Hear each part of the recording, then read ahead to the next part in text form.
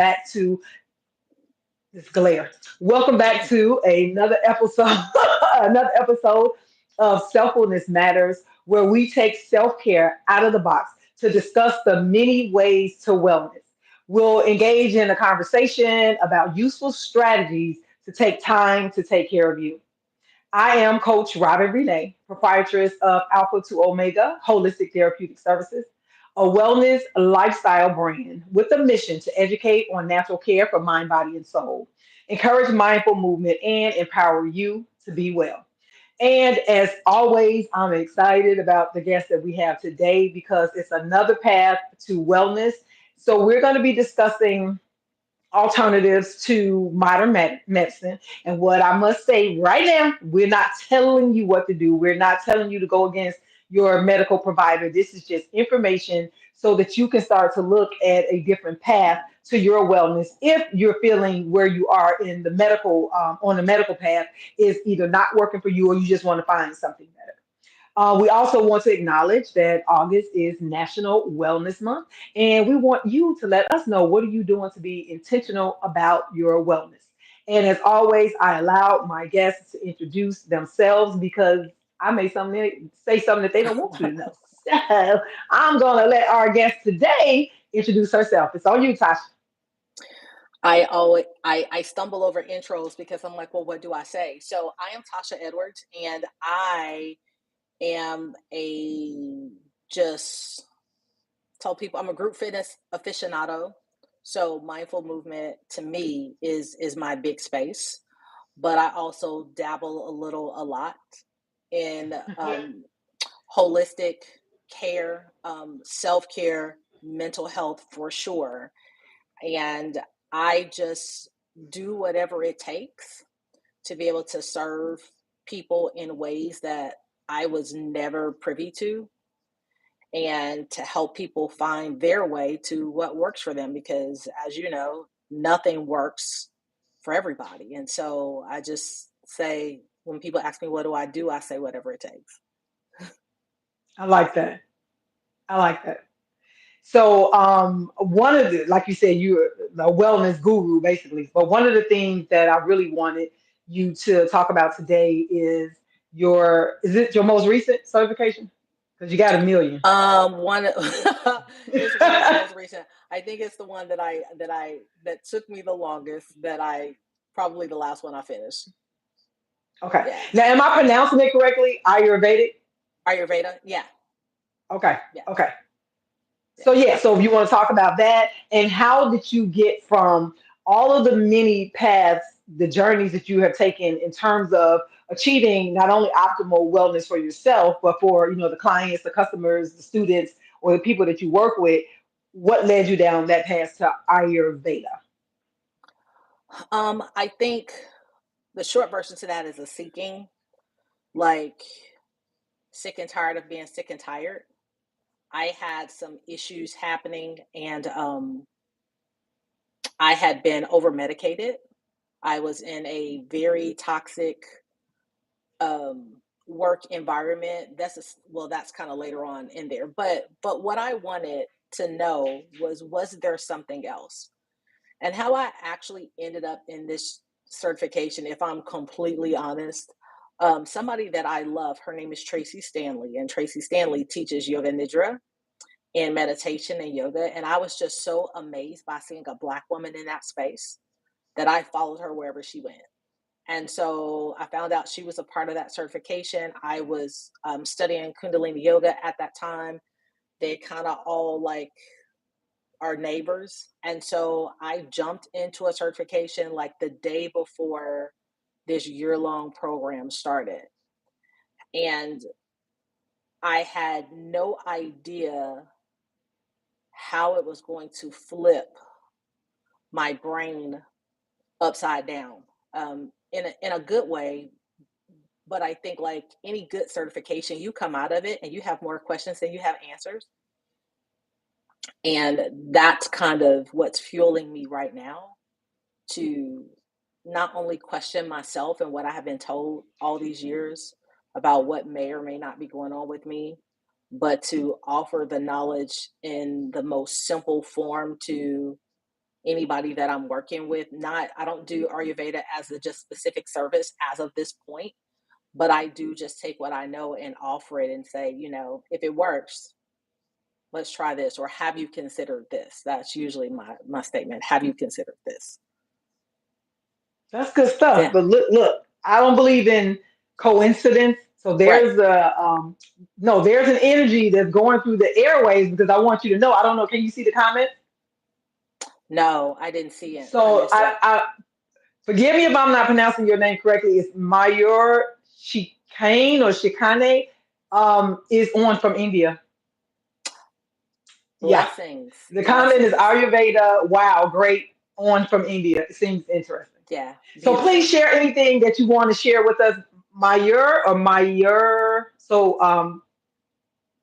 correct me if I am wrong. I don't want to mispronounce your name. But this is great. Yeah. Huh. Yeah. Yeah. So there's an Beautiful. energy in the airway. So we got India. What's up, India? Yeah. What's Yeah. up? Good stuff, good stuff, good stuff. Oh, hey, we have Mary Keel, fitness specialist. Mary's from Chicago. I should probably keep my glasses on, but Hey, there's glare. There's glare it's in fine. this. But even when I think about just alternative methods, as Nantha Kumar, hello. When I think about the different paths, or the many ways, which is what we talk about here, the many ways to wellness, our society, at least where we are in America, oh, don't cut me off YouTube. Don't do that. Don't censor me. Okay, let me allegedly, but I got to use the right words. But the way our society promotes our medical care or our medical coverage is this whole just this cookie cutter one stop, and this is just the only way that you can do this. When so say for instance, I'm going to use something common. Something as common as diabetes, right? Diabetes or high blood pressure. You get this blanket prescription for Mhm. 10 patients. All 10 patients are given the same thing. So, like you said, everything doesn't work for everybody. So, if it's working good for some and then not for others, the patient is then made to feel like it's something wrong with you, the reason Right. why this medicine is not working, and not taking into account that, well, just maybe I don't need as much, or maybe I need more, or maybe I just need something totally different. And I am of the mindset that I just don't believe that it's only one way, like only Yeah. other than no longer breathing, dying, that's Right. it. But I'm just saying, but it's no one way to get something done. There are so many ways, and I mean, I just wish, especially with the our insurance companies, with the money Oh gosh. that people are spending or investing in insurance companies, that there are so many things that are just not covered. You have these guidelines. Well, you're not 50 yet, so you shouldn't get this test. But Hmm. if I have something going on, then I have to Hmm. either go outside of that network, or have to come up with this astronomical amount of money to get something Hmm. done. So I appreciate, you being another person in that wellness space in Ayurveda. I gotta get that right. In the Ayurveda space, because it does offer something different. And then just as Black Americans, we tend to get stuck when we hear something and we don't hear anything else. Or we get stuck when, let me say this. I see medicine, especially with an initial diagnosis. Medicine is a safety net to get you to get you somewhere safe so that you can figure out what's going on. But the Hmm. way America has the medicines, like, no, you just take this until the end of your life. Because that's the first thing I'm going to ask. If a doctor is writing something, I'm like, how long I have to take this? Like, Right. do we have an expiration date? Or we're going to take this. And it's just kind of like, well, it works. So why would you stop taking it? I think medicine should be that safety net until you Hmm. find another modality to Hmm. take care Hmm. And sometimes medicine is the answer because the person prescribing it doesn't have another answer. of. Mm-hmm. And I mean, I'm an advocate of medicine, whatever works. But I think part of the issue that we face is that we want everything fixed, like right now. And a lot of the things that we are taking aren't really healing us, they're masking the symptoms. And as I get older, a whole group of symptoms looks like something else. And if that doctor is not progressive, then that doctor says, if you have this, you must have that, because that's the only answer that they have. It's not the only answer in the world. And so I think that there's an impatience because, like, for somebody who's been sick for like several years with mystery diagnosis, it's frustrating. If you tell me you can give me something, and it's going to stop this misery and stop making me feel like a hypochondriac, then fine, great. But there's always a risk putting your entire wellness in another person's hands. Yeah. It's a So big that risk. yeah, that's what I found. And I mean, even with advocating, I had a really great doctor who I loved, who I recommended to everyone. I didn't realize that every time I went in, there was another medicine added on to something. And I was like, look, just make me better. I don't care what you say. Like, just write the prescription and I'll go get it filled. One of the benefits of having insurance at the time. And then she just disappeared. Like, Mm. she shifted her practice, and then I did not hear from her again. She wouldn't return emails, she wouldn't return phone calls. All of a sudden, my prescriptions that I was taking are not being filled anymore. Then I switched insurance, and then I was in a big old mess. So then I had to go to other doctors, several different doctors, to try to figure out all of these things that she had diagnosed me with. In the meantime, my body went haywire, and it's been over a year. And if you add everything else that's went on in my life in the last year, it's a year of recovery. And the last doctor who sort of looked at these symptoms, and I'm going to say functional medicine, but functional medicine also means price tag. Um, that it might take 18 months for my body to recover, and I didn't have 18 months to pay them $500 or $600 a month to tell me keep taking this supplement and pay your money on the way out. That Yeah. that that is very, very, very frustrating. And Mm-hmm. when, like what you said, in terms of putting your life in the hands of someone else, I appreciate a medical doctor that says, I don't know. Like I Mm-hmm. don't look down on a doctor. Like if you don't know, you don't know. I'm okay. So can we become a team and figure Right. this out?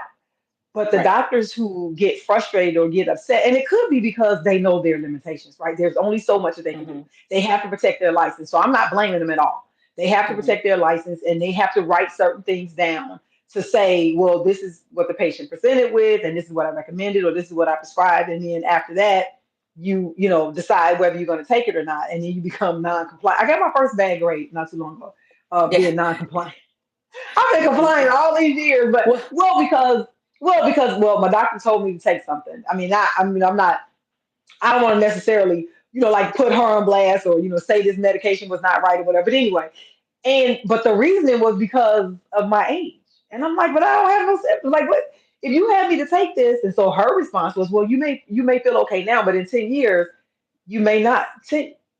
So what you're saying is I got a little time to see right. if something's going to happen. It was just based on age because I'm closer to 60 than I am to 50. But I'm like, that makes no sense to me. So if it's making sense, like I said, I agree with getting safe. You take the medication. If you're in a crisis, by all means, modern Right. medicine is top notch. You get safe first. But if you're just doing it because you saw it on some chart and that's what you got an A in class on, but I don't have a Mm-hmm. problem. Like you just, Mm-hmm. what I'm saying? Like this Mm-hmm. is Yeah, that yeah, that and just didn't work for me. the charts aren't universal. One of the things that I found out about being challenged with some thyroid issues is that every lab has their own set of standards, right? Hmm. And so what's 2.5 at one lab might be 3.0 at another lab, and what is considered in range doesn't necessarily mean optimal. If the range is from 1 to 4 and I'm at a 1.1, I'm in range, but I'm not optimal, and so there's a toss up, and doctors will tell you it depends on what type of lab. And I'm like, well, I'm looking at this. Well, according to the lab, you're in range, but I'm telling you, I feel horrible, you know? And you're right. They can only point to what they know. Hmm. Hmm. That's it. And when I don't want them suggesting something to appease me, as a patient, to suggest something, and you don't know what you're talking about, and that's not what I want. I mean, if you don't know, I'm okay with you. Like my pulmonologist, he's great. No matter what is happening first, he looks at whatever's being presented, and he'll say, "Well, let's just see how your body responds to this." Like he ain't trying to prescribe no medication, which I Right. really appreciate him for that. Like if you really really need it, he will. But he's saying, yeah, like what you just said, there are certain things that could happen, but that was taken from a sample or from a study from millions of patients. And if one had that issue, they have to write that down. So let's see how your body responds to whatever it is that's going on. And then we'll see if you need this medication. Like you don't even need the medication. So why would I just put you on it? Because what's going to happen generally? Something else gonna go haywire as a result of Mm-hmm. you trying to do that one, and then you have to pick something else up to fix that, and then you walk around with this big old bag with all these little pill containers, and when the first thing it could have been taken care of through several different routes as opposed to just going, straight. Unless once again it's a crisis or an emergency, you got to get safe. You got to get safe first. So I totally agree to that. And then also what you Yeah. said in terms of us just being impatient, you know, Mm-hmm. plants take a while to grow. So you can't really expect a plant that you'll take. Well, some plants. Some plants get you there. I'm just saying, some plants get you there really quick. Those are the plants we're talking about. But you have to think about if you're considering natural modalities in terms of your healing, nature takes time. But the thing about nature is it stands the test of time. So that's the beauty in it. It'll take time to get there, but it can stand the test of time. And you get to know yourself, and I think that there's a sense of empowerment um, to make a decision based on, I call it me search. I tell people like research is fine, but research isn't everything. When people were still running around using BMI when we know that was based on white men. Hmm. So we're still running around with that. And so sometimes, if they say, well, 1 out of 4 people go running 2 miles a day, and then I'm sitting at a family reunion looking around like nobody in here is running, we are not a part of the statistic. Right. And so I feel like sometimes it's a good base, but it isn't the end all, and we have to be willing to do research on ourselves to see what it is. And I get it. Like I want stuff fixed too. When my blood sugar was off, this was a couple of years ago, and I had never heard of the Ozempic, Manjaro. I had never heard of it. And my doctor said, well, look, you're working out every day and you can't lose weight. I was like, and you're right. And whatever you're going to do, you don't have to talk to me about it, just prescribe it and it's on. And I think I want to be mindful that this doesn't come off as an attack or whatever. But I think part of what's not explained to us, when you've been challenged with your weight for a really long time, whatever helps you get it off, there's a desperation, which is how lots of doctors and specialists make their money because we're desperate. But I don't think that there's a discussion about what you said at the beginning. Do I have to take this for the rest of my life? Because what Hmm. happened when my doctor went AWOL, well, I no longer had a prescription. I gained all the weight back and then some. And I wasn't eating more, I wasn't doing anything, and things like certain medicines, which is why I never believe in appetite suppressants because I want to feel hungry. Like that's a natural part of life is learning how to nourish yourself. And if you can't feel that, then you don't know what to do, or maybe you're not eating and you're losing weight, but how's your energy? Do you have the energy to be able to exist in the life that you want to exist in? If my grandson wants to go out there and run in 90-degree weather in the summertime and all I've eaten is 2 carrots, I don't have the energy for that. Right. And I think that in general, we are a sick, physically ill society, and we're tired of feeling that way. We just don't know all of the options. And um, whatever seems like the best answer at the time, let's go with it. And I'm saying that from experience. I'm just like, just give me something. I don't care what it is. And I basically surrendered my my personal power, my agency to really dig deep into what was going on with me specifically. Now, I mean, we're not in the encyclopedia age anymore, where you had to go to the library and microfiche and Right. like you can go wash some dishes and ask Alexa a question, and Alexa can run down a list of herbs for you, while you're drying off a saucer. So I think this, but I think part of it is that we're out of community, right? So if it's just me Hmm. and I'm ashamed to tell you what I'm going through, then I have no one to check this information against or ask someone else's opinion, because I'm trying to keep it secret, which is the other thing. And I don't know about other cultures, but I do know in Black community, you just don't talk about your business. I'm not going to tell you I'm sick. I'm not going to tell you what I'm taking. I'm not going to tell you if I'm Right. taking it. And we suffer because of that when we could be learning from each other. That's true. In the when was the gastric bypass really popular? Was it early 2000? Was it early Yeah, 2000? So I went to like a patient surgery prep orientation. It was like an orientation, that all patients had to go through because a lot of my clients were asking me about, what did I know about it? And I really didn't know a lot about it. So I go and I'm, right. in the back because I wasn't one of the patients, but I wanted to know because a lot of my clients were asking me about it. So when they started talking about the surgery and what happens in the surgery, my hand is just like going up, like, like I'm at an auction. I'm just, I'm Yeah. constantly asking questions and I'm looking around the room, and this is to your point about, the desperation. It was like they were getting frustrated with me. But I'm looking like, do y'all hear what they're saying that they're gonna do? Like what's gonna happen when they go inside of your body? Like the bypass is they're bypassing your entire stomach.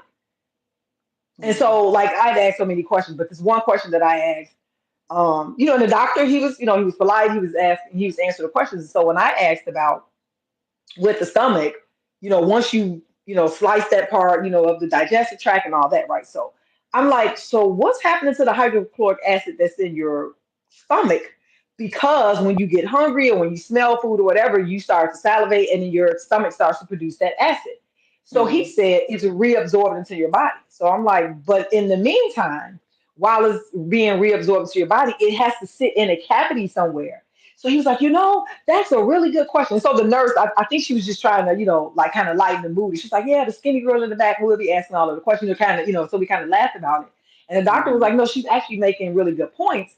And I'm like, okay, so is that why people end up on the Prilosec for the rest of their lives? Because there is no, Mm. like the stomach, like the little piece, and they showed the exact diagram. And so the bottom part of the stomach is just open. So once that acid is being made, it's just dripping. So it's out into your cavity. So it needs something and I'm like, so your stomach ain't digested nothing. It bypassed your stomach and went back, down. I'm like, I don't, I wasn't judging nobody. I was just trying to get some information, but I was just so one fascinated that somebody, whoever, when discovered that. I don't know, like, what were you, like, what made you think to do all of that? Yeah. In order to do something like that. But I was like really, really fascinated. And the people, they sat there, they were there, and we ended up having like a good conversation. But I can tell some of them were getting frustrated, like, would she please stop asking questions so I can set my surgery date? I was Right. asking for my clients, like, because they kept asking me, like, would I Hmm. recommend this or do I know any doctors to do it? I'm like, let me just go and see, let me go see what it's about. But I'm like, yeah, absolutely not.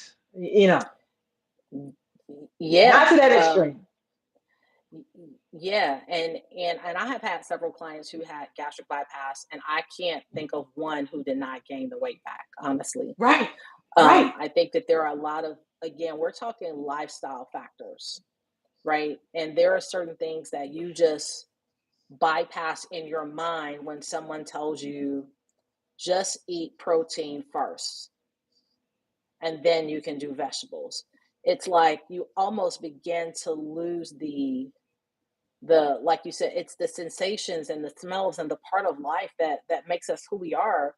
And it's almost like numbing your senses. But again, for people who have been challenged with their weight their entire life, the idea of now not having to be challenged like that is attractive. And I get it. I mean, I had right before COVID, I had my gallbladder and my appendix removed.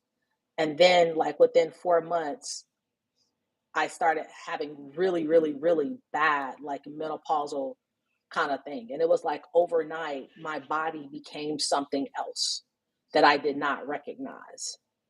And at that point, I considered everything. I did all my research, but I was also looking at a plastic surgeon. I was like, because this is what's not going to happen. And because Hmm. 150 pounds, since 150 pounds saw me, that I just want whatever it is to get back to my body, but I also, what I would tell anybody is that when people were looking at me from the outside saying, oh, she's so fit and trim, I was in between two eating disorders, issues with one of my kids. I went like 2 months in 2010, right before I had a hysterectomy, that I had gotten so sick that all I could eat was oatmeal. And I was teaching 15, 16 classes a week on Wow. oatmeal, right? So, of course, I look good. But because we're in kind of like that weight driven society, the more people told me I looked good, the more all of a sudden I wasn't hungry, you Mm. know? And so I think for me, that's kind of what I want to say Ayurveda cured XYZ, but what it did was it brought me back to being in my body and the most common sense things work. Like, I don't know how else to say that. It's sort of like if you're hot, then you're going to go and turn on the fan. If you're sleepy, you're going to go to bed. If you're full, you're going to stop eating. And I think that we are unappreciative, and it's a lot deeper than that. We're unappreciative of things that seem too simple, right? Right. So, like when you said like digest, the first thing I thought of was a quote that I heard when I was taking the classes was, "You're not what you eat, you're what you digest," right? Mm. Hmm. And so one of the habits that I came up with, because I eat on the go all the time, like even at home, I would eat standing up, and I don't know where I started that. And so one of the things was not just what I'm digesting physically, but what was I doing while I was eating? If I was digesting TMZ while shoveling my food down my throat, yes, I Hmm. have indigestion. Yes, I have pain, and it was learning how to pause and make mealtime and to turn off anything that was disrupting me and to actually eat and chew my food and actually feel it. And the other thing, like even before we got on, when I said I'll check this because I'm eating lunch, is because now, as often as I can, I always give myself 20 to 30 minutes to digest. A lot of times I'll just lay on my left side and allow my food to digest instead of I'm going to eat this in the car because I'm late. I'm going to drink my third cup of coffee and then I'm going to hit it because that's the way life goes. It's about learning how to carve out time to be and time to notice when I'm full, um, and to eat digestive herbs when I eat. Things like it's kind of funny. I live alone now. I got divorced last year, and so I can arrange my stuff the way I want it. But Right. I put cinnamon, clove, fennel, nutmeg, ginger in just about everything, Hmm. because they're digestive herbs. But nobody told me that. I grew up in a house with Lawry seasoned salt and accent, and some Baby. and some salt and pepper. And I do understand. One of the things, like I would normally be at yoga on Sunday, and again, trying to force myself to do something I don't have no business doing. I do not, I teach yoga. I love yoga, but I don't like power yoga. And I struggle with hot yoga. Hmm. But I went and signed up for a hot power yoga membership, Oh my God. right? Right? Because I'm gonna press Wow. myself, because Right, I'm right. I'm going hard, I'm going hard in the paint. And what I noticed was not just because I have to build back up to it, my body's different, but I left and I was aggravated. Like I would have to go home and stay like for the rest of the night. Like I couldn't have anything else to do with it. Why? Because my body is already hot. So adding more heat to heat doesn't solve heat. You know, things like that. Again, it sounds very simple, but it comes down to what oils I put on my body. Like, not just Hmm. am I hot, but am I angry? If I'm angry, then I don't need to go do hot power yoga because the first person that cuts me off in traffic is on, And so Right. yeah, it's being honest and having to have a conversation. So the only way to ground somebody who's always in space, air, is to come back down to earth, Mm. right? So like, what are your earth benefits? Some people do go out and walk on the grass in their look. I live in an apartment. I'm not going outside and walking in grass. But Right. what I will do is turn around and make foods that have earth qualities. Like, if I'm feeling airy and not focused, sweet potatoes, carrots, turnips, something. Rest. Do something that's going to put me into the ground, back into my body. And again, it all sounds real foo-foo-ish until you're like, no, I haven't lost 20 pounds. I probably haven't lost anyway. But how I feel and how confident I feel in understanding what's going on with my body has completely changed.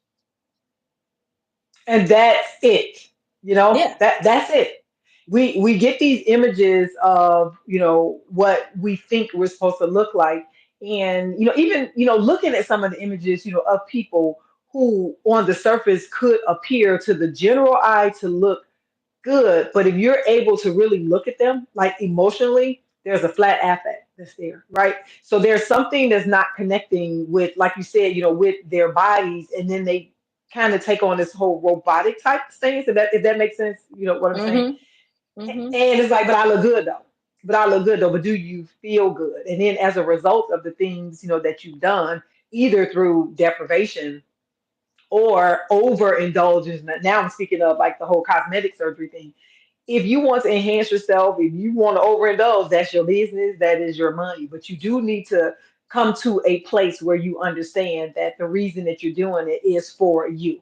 For the most part, chances are people do things because of what other people see in them. Like when they look in the mirror, the thought is, when I'm gonna put all of us in this, put me in it. When we look in the mirror, like, well, I wonder what somebody else will see. I wonder, just in general, just as human beings, because we are so interconnected.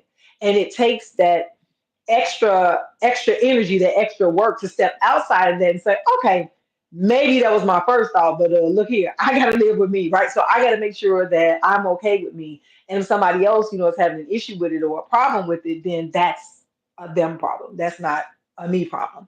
And I can't internalize Mm-hmm. it. It is hard because we live in society, and not only do we live in society, we live in America. And America is this whole quick fix. I need it right now. I need it to look a certain way. It has to have a certain aesthetic to it in order for it to be right. And if you're not fitting that mold, then you're the oddball. You're the odd man out. And who wants to be that? Like who for the most part, we want to be like Mm-hmm. other human beings. We want to make sure that we are, a part of the party. And sometimes being a part of that party, it takes so much sacrifice from people who it actually ends up in their death. And that's the morbid side of it. Yeah. People go so far with these things and just not even understanding, like you said, the whole grounding, the getting outside, the walking outside. Like some people don't realize that walking in the rain is so therapeutic. Now, 10 years ago, you wouldn't have I'd be like, yeah, I miss me with that. This, like, Yeah. But I actually, like, if I start my walk and it starts raining, if I don't have my rain jacket with me, if it's a storm and thunder and lightning, hey, I'm not doing that. But just, if it just starts raining, sometimes it's like, okay, I'm here. Because if I run back, I'm still gonna be wet, when I get back. Yeah. So like let me finish whatever it is that I'm doing because I'll dry off. And so sometimes that, just something as simple as that as a new experience is what we Mm-hmm. need to do to say, oh, well, you know what? This took away my headache. Like I didn't realize that, this took away my headache because we're on 24/7. Our these devices stay on, the TV stay on. Remember we used to have remember the flag used to come on? The flag. These When kids don't know nothing television about went that. off. Like the flag, baby. Or them lines, they go, Uh-huh. yeah, When television they went don't off. have it. Yeah. Yeah, television Yeah. actually used to go off, y'all. In case you don't know, if we got any millennials or Gen Z on here, it actually used to go off, and you Yeah. hear the dun, dun, dun, dun, dun, dun, you hear that horn, playing. But now things stay on, and with us being so connected with the internet, like it's 5 o'clock somewhere, as they say, right? It's always 5 o'clock somewhere. So we have people on the other side of the world that we can communicate with. But what is that doing to us? We're depriving ourselves of sleep. America's gonna do that anyway. Having you chase this American dream, which is really a nightmare, but that's me. Mm, Just saying. The American dream is really a nightmare because look at the number of things that you have to do and that wear and tear on your body. Our bodies are one of the greatest pieces of machinery that God ever created. Ever, ever. Top tier, mhm. top notch. But it's a machine. And it's a machine that can get worn down, and especially if we're not maintaining it from the inside. You can do a lot on the outside. And don't be falling for the Yeah. black don't crack. Black may not crack, but it be bending. We be bending. I'm just saying. Yeah. And we may look good, we take a lot, and especially as black women. I mean, we do. We take on a lot and we put our capes on and we get out there and we continue to do the work, but it's eating us up. It's eating us up from the inside. Definitely eating us up from the inside. And just like with the Ayurveda or Ayurvedic healing techniques or methodologies, something as simple as breathing can Mhm. really help save your life. Depending on the situation that you're in, it really could help save your life if you learn how to breathe more effectively, through a situation. Because sometimes your breath is all you have to get you through that. And just like the herbs that you mentioned, you don't need to have salt in everything. People like, oh my God, let me delete her, let me cancel her. No, you really don't. When you learn, what I intentionally did this, and I've never been a salt. I'm a sweet person. Everybody has their affinities. Yeah. I'm a sweet person, so salt just wasn't my thing. Anyway, even though I used to eat potato chips years ago, but when I started being intentional about let me just taste my food in its natural form, just to see. So I took on this whole, I went raw, just straight up raw, and I mean it was like gladiator style. I didn't know that you could season the raw stuff. I was just trying to see, what my palate was. I'm like, oh, Uh-huh. I can put some, I can put some basil on it. Like I didn't know, when I Right. first started out, because I just wanted to retrain my palate to see if I really enjoyed the food, because in America, the first thing we're going to do, we're going to put something on it. And food actually has Mhm. flavor. But then we Yeah. know this might be my conspiracy theorism stuff coming out. But I'm just saying, what's some stuff going on in our soil and our food is just not tasting the way that it should be tasting. But I digress. Well, Allegedly, allegedly. Don't be canceling allegedly. me, allegedly. Some of it is having the courage to go outside of what you've been taught. Yes. Like growing up, I mean, I grew up in Robert Taylor, and we're on a fixed income. There are no, well, back in the day, there were no like farmers markets over there, and Hmm. we had one little corner store, and you do the best that you can with the resources that you have. And I don't look down on people who eat neck bones and spaghetti and ham hocks and all the stuff because I survived. But I was fortunate enough to be able to experience a different part of life. I left for college and went to Nashville, and one of the things that I find funny to this day is that if we honored our own intuition, we already have the answers. Like the fact that I'm Hmm. plant based to people who like I grew up with is the most hilarious thing ever. I don't ever say plant based or vegan to my grandmama. I just tell her I ate, right? Yep. And it's like they can't conceive that. But the thing is, when I was a kid, I went through this whole period that I wouldn't eat meat. Hmm. I wouldn't eat beans because they had meat in them. Hmm. And it's just like I knew that about me, but we're forced and what we're forced in because if you live there, you're not paying the rent, you're not buying groceries, you eat what's there. And then when I tell people, yeah, I'm plant based, but I was probably almost 30 before I ever had squash or, like arugula. And people are like, what is that? I found out about that there was more than one lettuce, the iceberg in the Hmm. cellophane bag. How I found out was that I used to work at the grocery store in college and you have to put the little produce codes in. And I was like, well, what is this? They're like, that's lettuce. I'm like, that's not lettuce. And I think just to be okay exploring, to learn how to cook different things. I still have associates, people I know who are my age, who are like, I don't like anything that's not American. We can't go to a Thai restaurant because all they want is a hamburger. Hmm. go to an Indian restaurant. What is that? I mean, I can eat some rice, but I don't, and it's just like being able to expand. It's not a knock against tradition or what we were raised in. I think we hold that so like deep and dear to our hearts, like we are somehow dismissing tradition if we do something against what our family does. But the question then becomes, well, who shifts the narrative? So Right. now both of my children might as well have a salt shaker attached to their underarm, right? but but they also grew up making smoothies, going to the farmers market. This is a part of their existence. And I think that it is unfortunate when we believe that what we have been taught or raised in is the only thing that exists. And I mean that we're not just talking food. And I know that's a whole nother subject, but it is at some point having to say, I may not know what I'm looking for. I didn't know I was looking for Ayurveda. I had no idea I was looking for it. But I was seeking something because my body was rejecting everything else.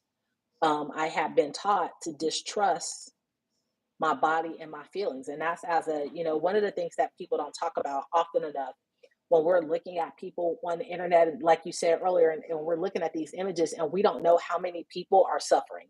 Nobody knew. My classes didn't know I had an eating disorder, that I would go teach, and then I would go like stuff my face when I was dealing with binge eating disorder. And then I would sit in my car and cry. And then I would wipe my face and then I'd go in there and teach like I was a superstar. Then I'd get back in the car and cry all the way home because I felt the pressure. And honestly, I feel the pressure now.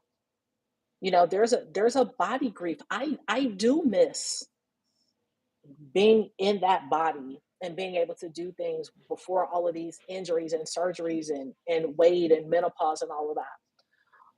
But I also think that being in a position that I say I'd rather be happy than thin, Mm. and to live like that, I'd rather feel like a fully functioning adult as opposed to getting up and every moment of the day is about planning what I'm going to eat and writing it down and counting the calories and counting the macros. And I find that this version of Tasha is a lot more effective to the people that I serve because they're aging too. Right. That's a Yeah. useful strategy. What you just said, shift the narrative of how you see yourself. That's something. So we're gonna give y'all. That's from Tasha. We're gonna give y'all that. Yeah, that's a useful strategy. We always want you guys to walk away with something that you can actually use. Now, will it solve all of your problems? Maybe not, but can it start you moving in that direction where you can say, this was not working? So just like what you just said, that's you're shifting the narrative. You're shifting the Hmm. narrative. You rather Yeah. feel good about who you are than be skinny. But America tells you you need to be skinny. Like no matter how you're Yeah. feeling, you need to be skinny, and that's like trash. Yeah. And skinny for me. So first of all, nobody in my family is skinny. Hmm. They thought I had lost my mind when I came home and I was like 140 like pounds. I look like a bobblehead because that's not my normal like body. But everybody in my work world, in my fitness world, told me I look good. My family was like, you need to eat, right? And Hmm. so we've never been thin. And so it's like now, I feel like that what you said, our judgment of each other is what drives us that way. Like, and I think women specifically, we are the hardest on each other. Men are somewhere minding their business, period. And we are going back and forth about what somebody should look like, and it makes us second guess. And I tell somebody, I can put on Spanx, I can put on a padded bra, I can do all of that. I can't do any of that for my character, and I can't do any of Hmm. that for my happiness. I just can't, right? Preach. Hmm. And so the idea of looking good, um, it feels like the right thing when that's all you know. But if you've always felt bad and you don't know what it's like to feel good, then you only focus on what you know, which is aesthetics. It's almost like we take our feelings and emotions and common sense out of it because of the way that we want to present. But when it all, which is why we're addicted to social media, because we're getting no dopamine in our real life. So we need that hit that somebody liked our picture or somebody followed us. We constantly need that because we don't have it. And, one of the things that I also have to be mindful about is waking up in the morning, first thing scrolling my phone, because, and I'll give you a perfect example. This is an example I use all the time. I remember one morning I got up, and the first post I saw was this girl with her shirt up showing her abs, bragging about the fact that she had had pizza and beer and donuts and stuff the day before, but these are her morning abs. And I was like, I ate a lemon and I gained 10 pounds last week, right? Girl, stop. And Right.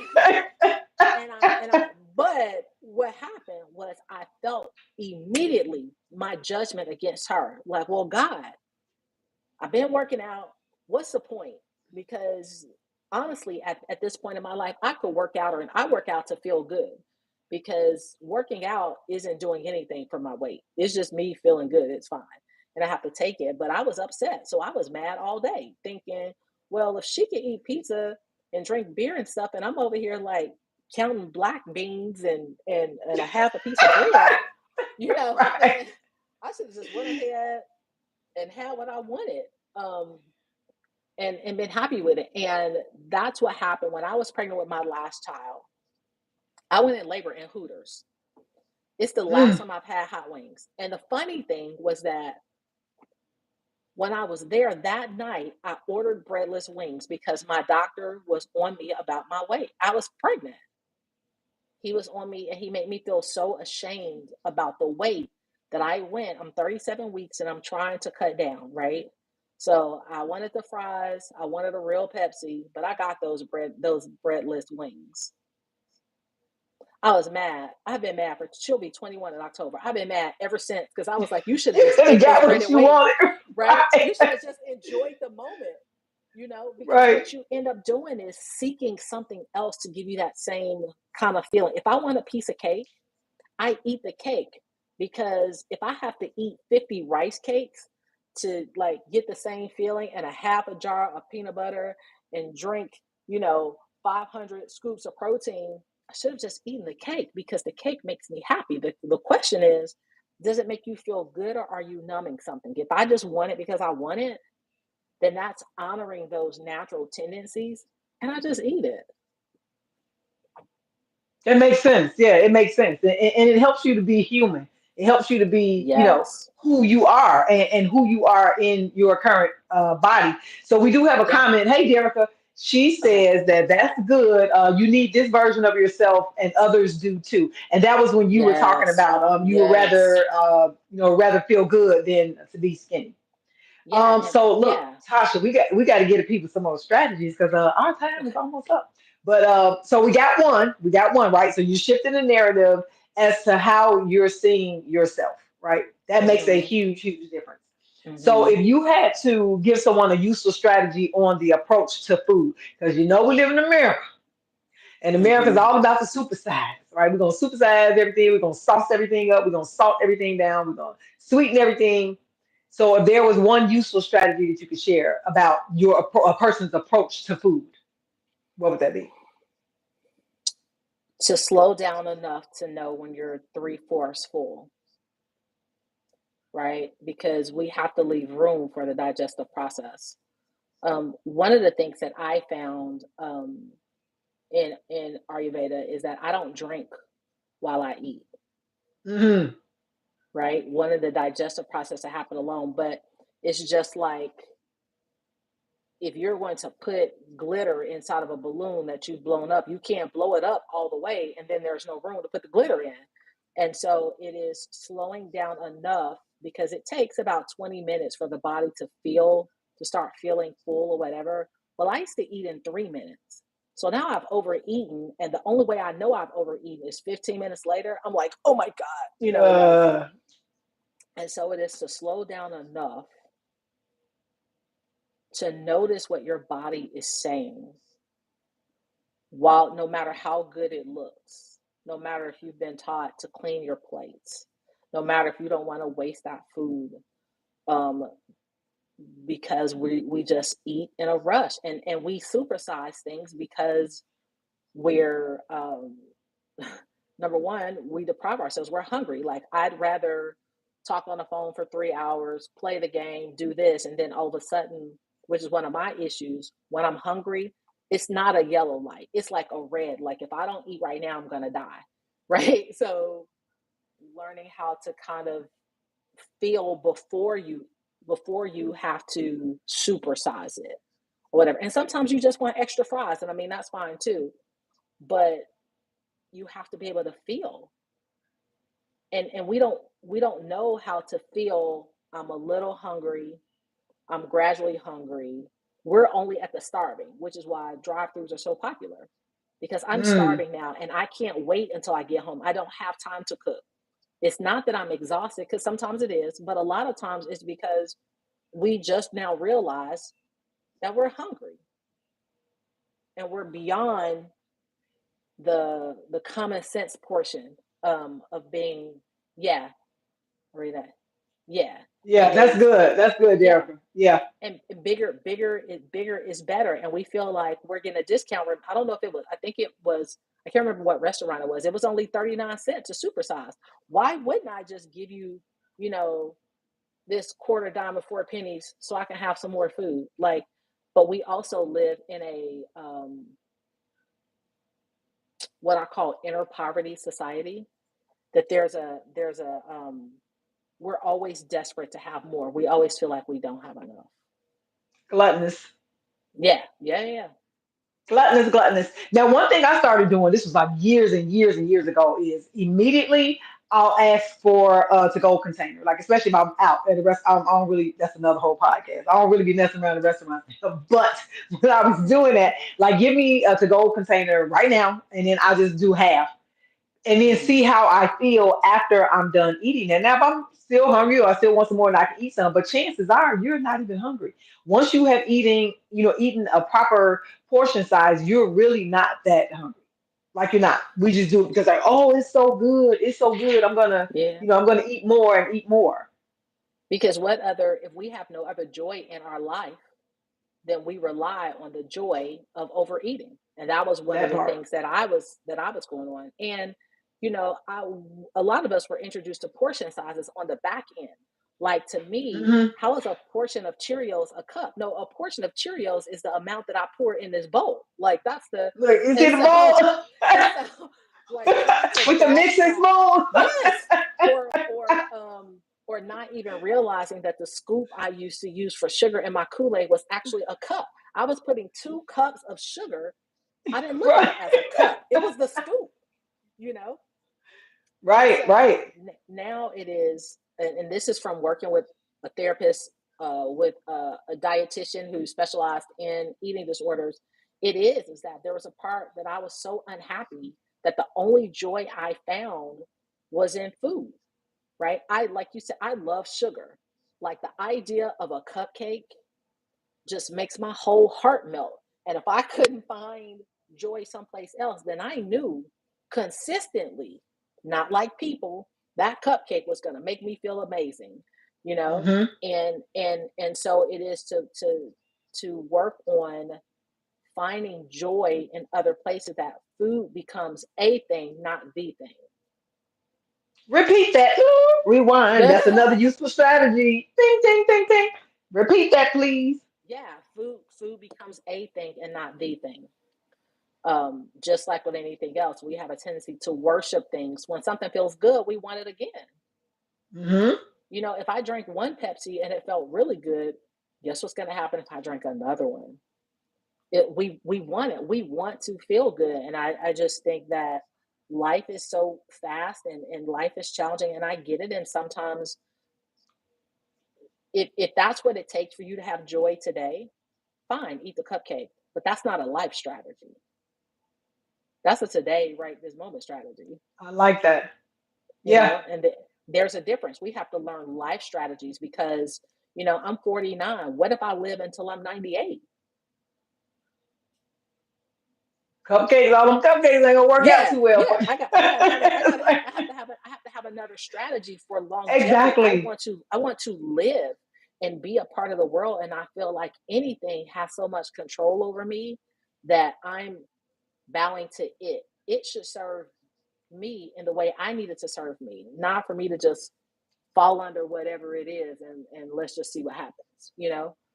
It's about ownership.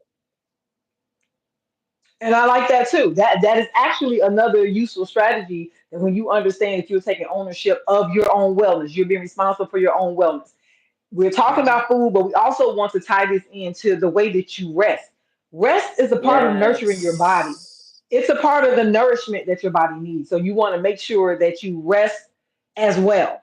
And we know in America, like I said, we're chasing this American dream, which is actually a nightmare. But if you could only catch 5 minutes here, 10 minutes there, fill those gaps throughout your day. So them 30 minutes that you scroll, take a nap.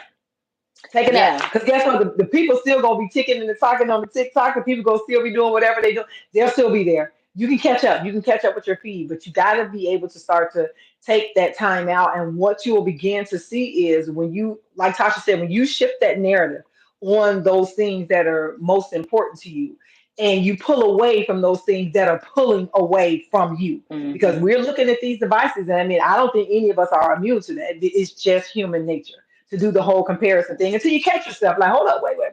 This ain't my Right. life. This not my reality. But you could be like, wait a minute. And hold up a minute. So for me, I started, this was either pre-pandemic or right at 2020, the whole no media before me in the morning.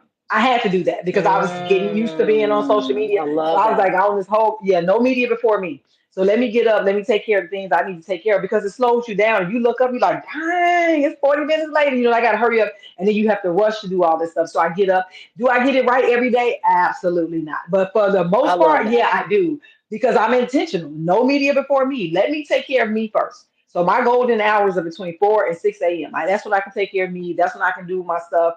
And, I adapted that when my kids were smaller. That was like you getting. It's a whole lot gonna happen to you. You come here asking a question between 4 and 6 a.m. Right. So give me that time. But I had to establish that, and it just became a part of my lifestyle. It became where I am. So that's something. I mean, you all can have it.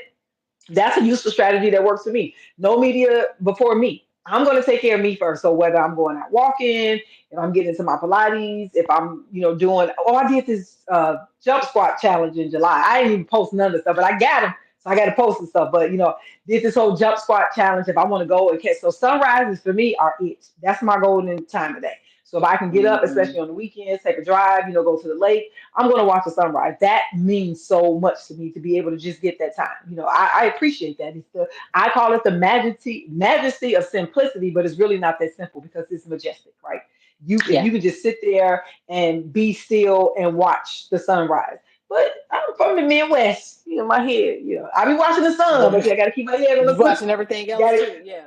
Got to keep my And hand on the so, and got to keep my yep. head on the swivel, but I'm watching the Right. sun. I'm watching the sun. So Absolutely. just those Absolutely. simple things that you can do to get yourself moving in a path of um, optimal wellness for you, even if it's not modern medicine. And just like Tasha said, don't be afraid to be an advocate for yourself. Don't be. Hmm. I got a bad grade, y'all, from a doctor because I just didn't understand why she said take that, and she said because of your age. I'm like, but I don't have a problem in that area, so why would you tell me Right. that? Like it was just weird to me. But that's what she learned in school. She might have got an A in that class. I'm not knocking her because she got to protect her license. So I'm not Right. saying that she was wrong. But if I didn't have an issue, like so, I'm going to create an issue because I'm just a certain age. Like, oh, that didn't make sense to me. So got a bad grade, but I'm a compliant patient though. I am. But I want to Hmm. know when you first start talking about how long we doing this if you can't at least give me some kind of idea, or is this a test? Like, let's just say, well, I don't know. Like I said, I love my pulmonologist. He's like, okay, let's just see what happens. And me and Right. him been seeing what happens for 15 years now, like a long time, and it ain't happened yet. He's like, no, I want to see what your body's gonna do with this because your body can come up out of this. It can be when you have like especially like viral infections or just issues that come that invade your body for a certain space of time and then your body is able to get past it. You all the time don't need something like you don't need anything for Right. that. Now if it gets and it keeps going down, now if it's up and down, that's a trend. That's something you want to watch. But if it's down, down, down, down, down, there may have to be some intervention in there. But watch your body. That's what Hmm. I'm guessing. Tasha, you help me with the Ayurveda. Yeah. That's what it is. It's like letting nature take its course, right? Yeah. You plug it And into all these different modalities. Go ahead. it's everything's a system. Like if you even think there are certain types of day that relate to certain type of energies. And so between 2 and 6, I know that's my very, people call it like the 2 p.m. crash, but some of it is that it's just that time of day. And so I try not to do anything extensive during that time. I try not to even work out during that time. If I'm going to rest, it's between 2 and 6. And when I was working at my previous job, sometimes I didn't get to do it, but I might not schedule a meeting from 2 to 2:45 because I needed a minute to listen to some music to kind of bring me down, to take some breaths or whatever. And it's just to be intentional how you're using your time. I know if I stay up past 10 o'clock, I might as well stay up until 2 because my Mm. body won't. So, like, I have to start, like, by 9 o'clock, I have to start preparing myself. Like, everything's a ritual. I have to start preparing myself for bed because if I get past my threshold, I'm up and I don't want to be up because I like to rest. We're going to take it on that note, y'all. We're going Yeah. to rest because we Yeah. have reached Mhm. our hour mark. Thank you so much for being here with us, Tasha, for sharing your gifts with our Self-Fulfillness Matters audience, and for everybody who chimed in. Hey, we got somebody from India. I'm Hey, so excited. But I for love it. everybody who chimed in, everybody who made the comments, share this if you found this useful. Like the channel, hit the notification bell so that you'll know when we are going live again. And now this video will be processed and it should be up for replay. But as soon as it's up for replay, I will notify you all. I will post it and I want you to share it with other people. And thank you so much, Awesome. Flawless and Brown. And Tasha, what's on the horizon for you that you want people to know about that's coming up?